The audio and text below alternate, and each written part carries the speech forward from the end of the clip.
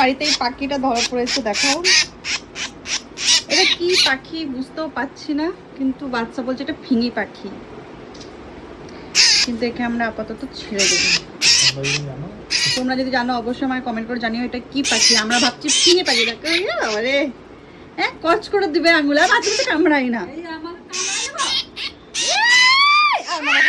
আমরা ডিসিশন নিয়েছি একে আমরা ছেড়ে দেবো, যদিও আমাদের বাড়িতে পায়রা আছে, কিন্তু তাও আমরা একে রাখবো না। চলো আমরা ডিঙি করবো।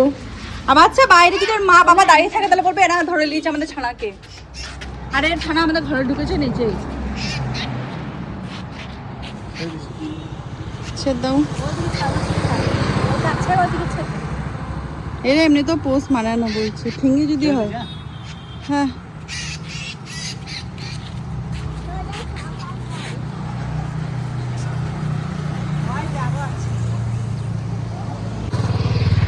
এগুলো জোড়া পাখি ছিল, আর এই একটা